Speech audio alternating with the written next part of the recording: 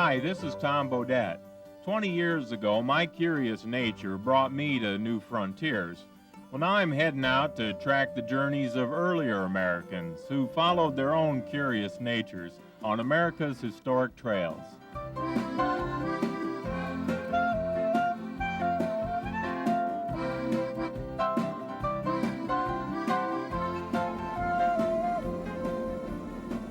Well, we're just outside Juneau on our way in from Seattle, following the watery 100-year-old trail the gold prospectors did as they were hell-bent for the Yukon. We're on an Alaska State ferry, which is going to drop us in Juneau, but most of them continued north to the muddy shores of Skagway. Our story, and the essential story of gold in the Northland, begins in Alaska's capital. In 1898, the world rushed to Canada's gold fields through southeast Alaska. But Juneau already knew about gold, and we'll see what's left of a huge gold mine there. Then we'll ferry up to Skagway, Alaska, where dubious miners headed over the passes that led to the Yukon. We'll find a few ghosts at Dyea, Gold Town gone bust, and then retreat to Haines, the quiet little town with a noisy past. All along the way, we'll be in the company of one of the world's last great wildernesses, the Tongass National Forest. Most of Alaska's major settlements sprung up around one gold rush or another, and the prospectors and suppliers who came with them. Welcome to Skagway, Alaska. We had Juneau in 1880, then Nome and Fairbanks in 1902, but no impact matched the stampede of 1898. The herds came mainly from the States to stake their claims in the Klondike Valley in Canada's Yukon Territory, and droves of them passed through Alaska. Juneau's the only state capital in the whole country. It doesn't have a road leading in or out of it, so you either got to fly or float yourself in here and then get a rented car to have a good look around. The city extends over 2,500 square miles, its hub ringed by mountains and a big blue glacier. But for 4 months each year, downtown Juneau feels far from isolated. A lot of local business depends on tourists off to cruise ships. You have a great afternoon, huh? You're a good little gold penner, and I knew you could do it. I just knew you could. When the ships are in, mobs of visitors flood the main streets looking for clues to Alaska's identity and pieces of it to take home. And Juneau's ready. All you have to do is hit the streets. You'll find places to join tours, poke through shops, and admire native arts. And in the summer, Perseverance Theater turns to the days of gold. Gold! See it glitter in the sunlight. That is gold! It's your dream! Lady Lou Review is just one example of how the North Country celebrates its past. Gold! You can decorate a woman. And that image of the lone prospector with a gold pan, knee-deep in a river, prevailed with Yukon-bound stampeders, but not in Juneau. Because Juneau's golden days featured underground mines, noisy stamp mills, and tired men in tunnels. The Alaska State Museum helps us imagine Alaska long before prospectors came to Juneau. This exhibit, on loan from Russia, shows one aspect of the outsiders who claimed Alaska much earlier. In the 1700s, Russians arrived to explore their eastern domains and to traffic in furs. Many of these icons are from Irkutsk, which is in Siberia, and have never been out of Siberia before.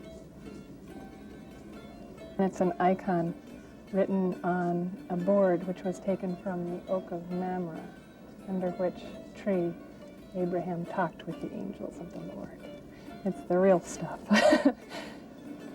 By 1800, missionaries were preaching in Alaska, and just 60 years later, seasoned gold miners were staking claims.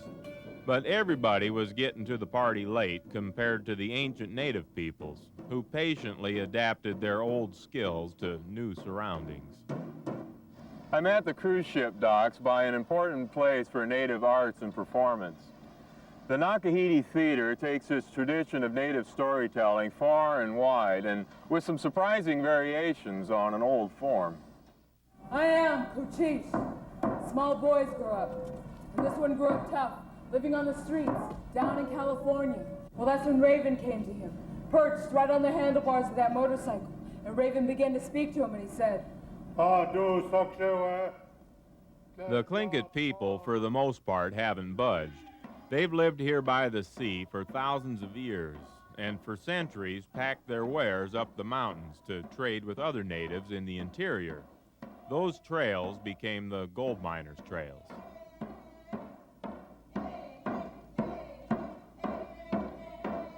For 200 years, the totems and masts of the Tlinkits existed next to the onion domes of the Russian Orthodox community, not always peacefully.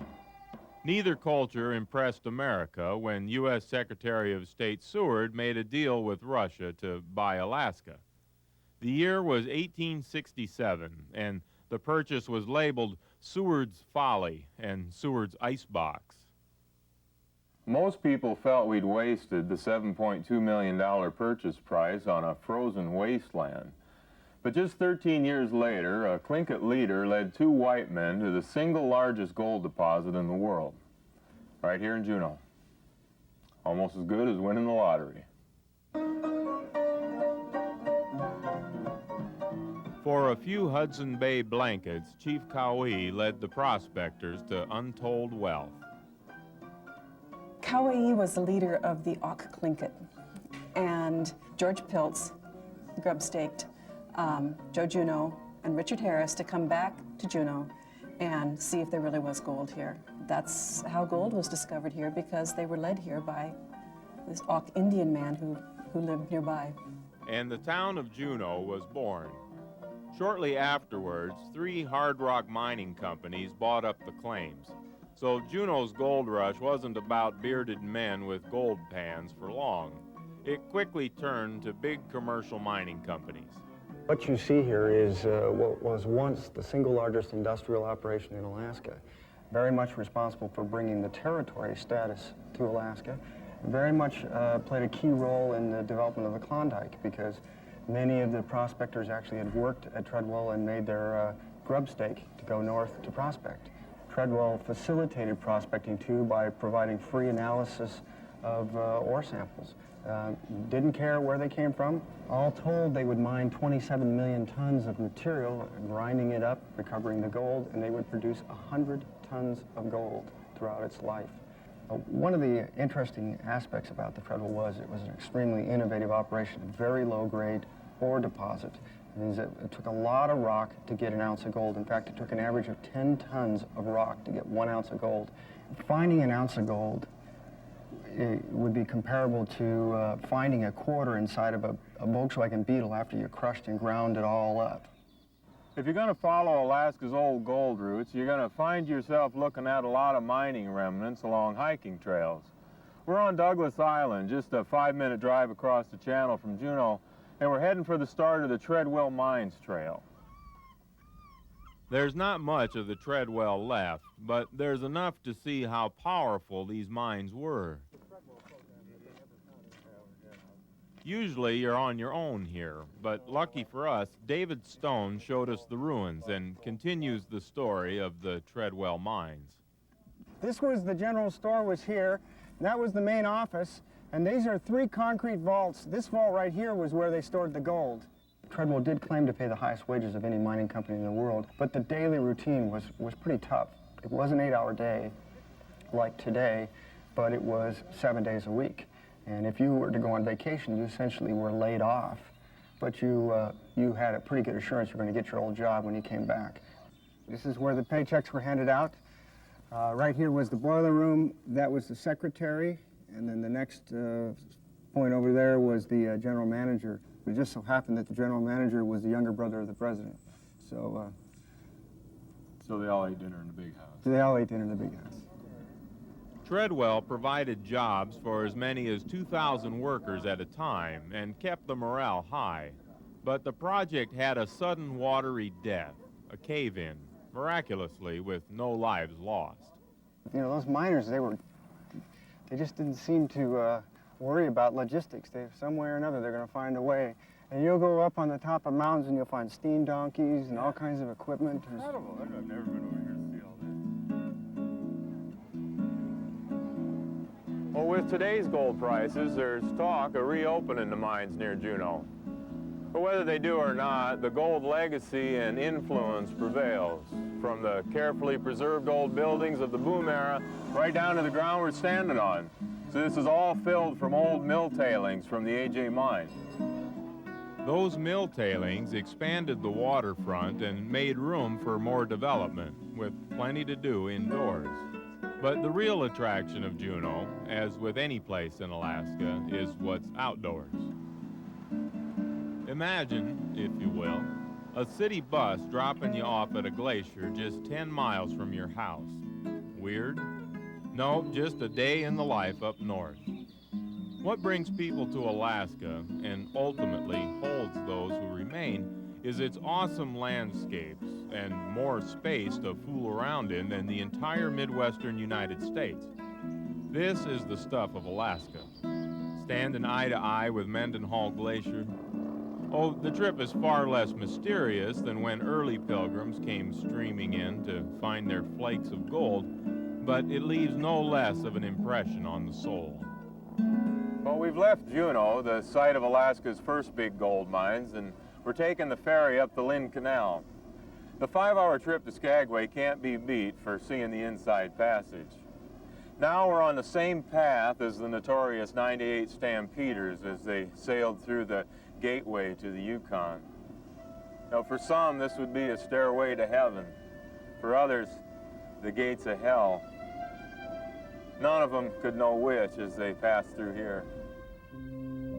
The often desperate stampeders landing in Skagway boatload after boatload had no clue as to how many prospectors were already in Alaska. Today, it's dressed for tourists, but the crowded, muddy streets must have been a sobering sight to the gold-drunk pilgrims. Yet widespread U.S. bank failings made any option look good, however far-fetched it may have felt here.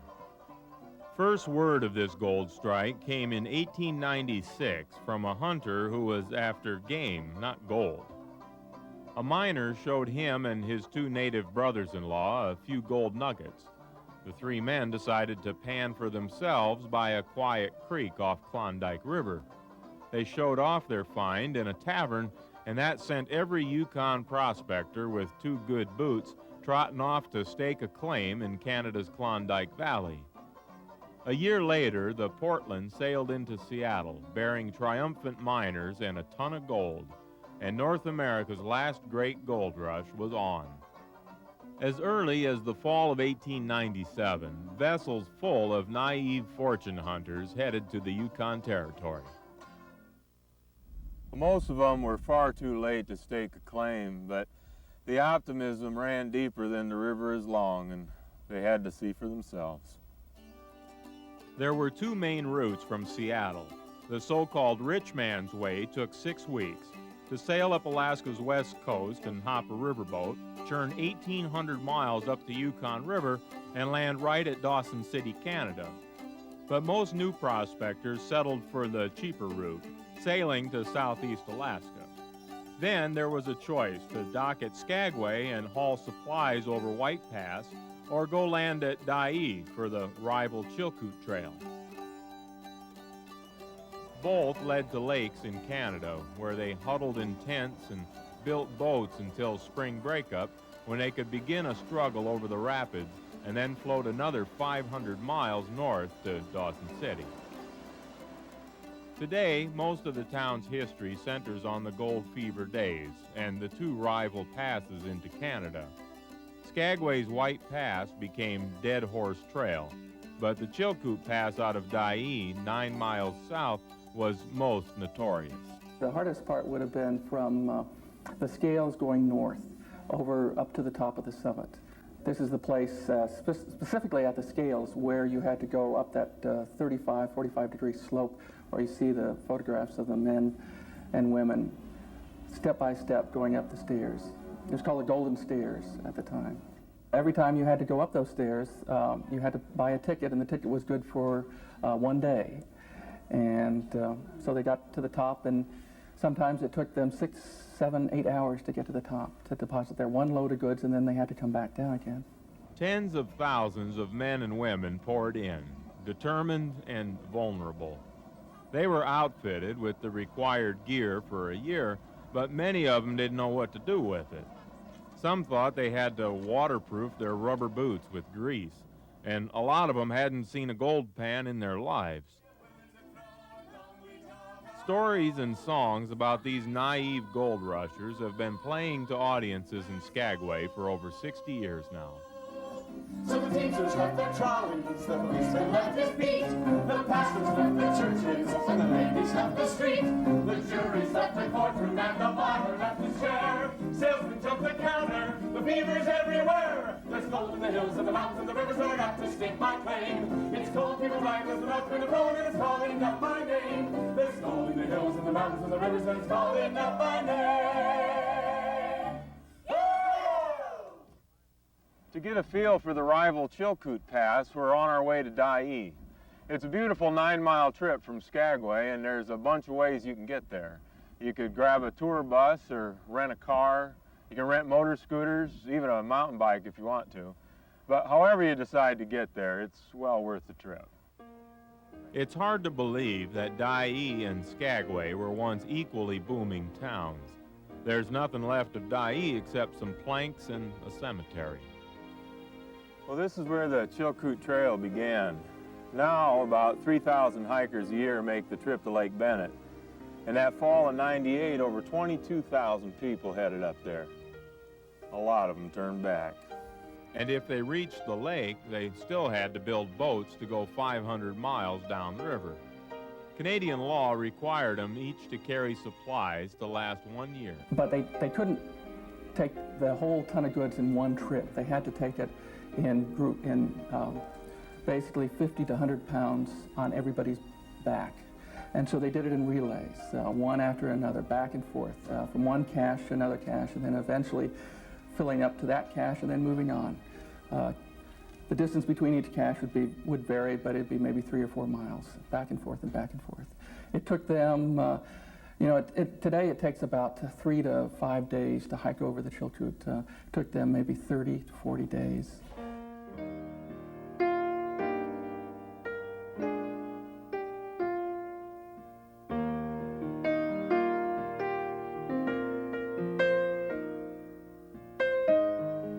"60 men and women who didn't make it over the Chilkoot Pass ended up here in this stone quiet resting place." That spring day, the victims heard a rumble seconds before acres of wet snow pitched down on top of them from a 2,500-foot peak. Within minutes, 1,000 men were on the spot, frantically digging at air holes and the sounds of muffled voices. One rescued wife watched her husband almost freed and then buried again in a second slide when rescuers had to run for cover. A father wept and shouted goodbye to his 16-year-old son as the boy's voice faded. Others lost consciousness and were buried for up to 3 hours. If only they'd listened to the warnings of the Chilkat packers who refused to travel that day. For those who made it, over the Chilkoot or over White Pass, the 30-odd miles to Canada would be the longest and oddest miles of their lives. One gold rusher wrote, "Whichever pass you take, you'll wish you'd taken the other." And many never left town.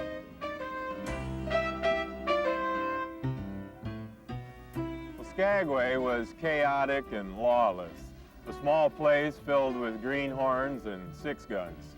A dangerous combination. Still, things weren't totally out of control, and a semblance of Victorian life made its way here.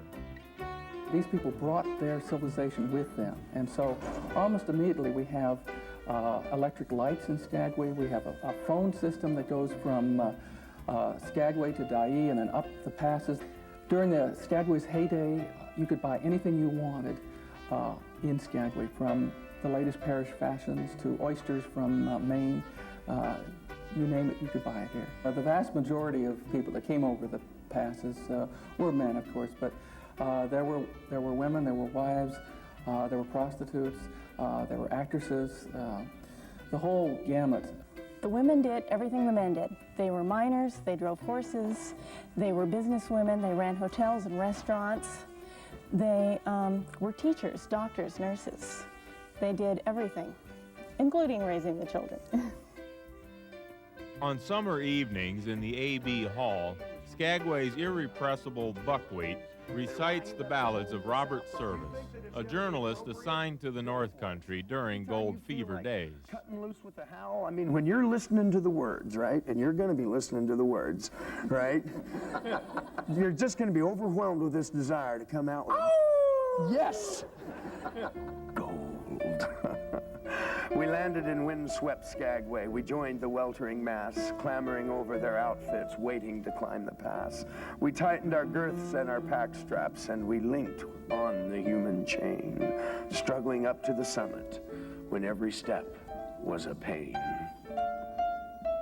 Well, much of the pain ended when this train made its first 40-mile run up to Lake Bennett. Nobody would ever have to walk those high passes again. Within days, the ice stairs at Chilkoot were deserted, and Rowdy Dyea was just a ghost town. Of course, breaking track over White Pass was a dangerous proposition, and many experts thought it would never work anyway. In 2 years, over 35,000 workers helped build the railroad, but only 2,000 worked at a time. The work was brutal, and many just quit and went home. Others picked up their shovels and headed for the gold fields.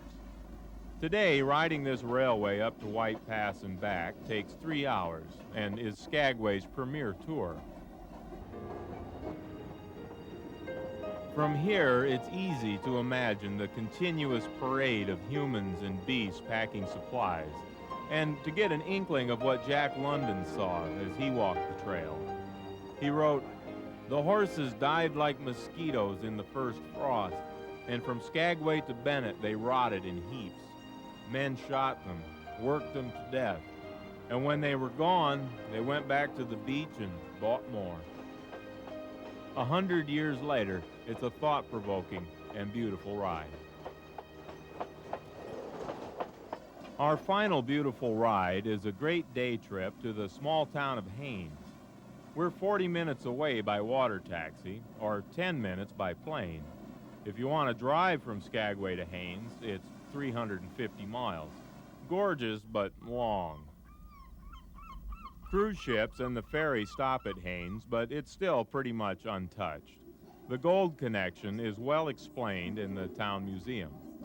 The Tlingit people lived in this area, and they had several trading routes, which they took their goods up to the interior, which is now the Yukon, British Columbia. 2 of them were the White Pass and the Chilkoot Trail, which went out of the Skagway area.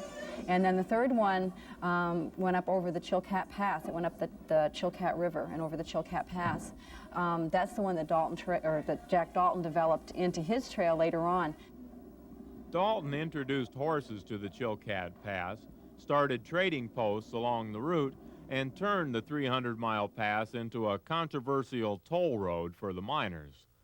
Within 10 years, the United States Army established Fort Seward, which also helped keep order. Far more lasting landmarks are the Cathedral Peaks, the mountains surrounding Haines.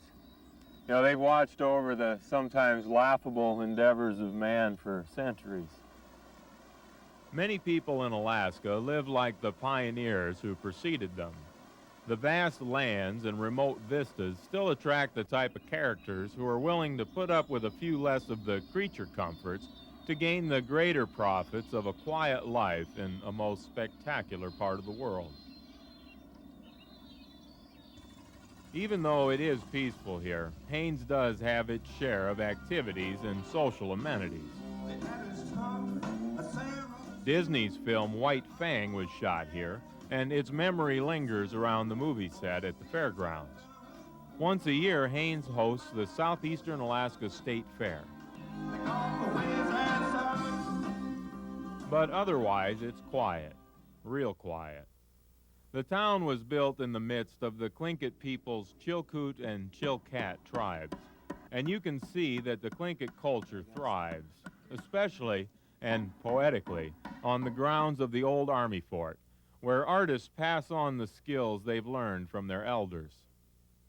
If you carve that good enough, you don't have to say anything. The work will always sell itself. So that's what I tell my students now. I say, hey, you guys, you do good work. And then you don't have to say nothing. When you visit Southeast Alaska, you'll be tracing the paths of rugged and often misguided prospectors who blazed the trails for those who followed. Buckwheat explains why they still come. Now there's gold, and it's haunting and haunting, and it's luring me on as of old. Yet it isn't the gold that I'm wanting so much as just finding the gold. It's the great big broad land way up yonder. It's the forests where silence has lease. It's the beauty that fills me with wonder, and the stillness that fills me with peace.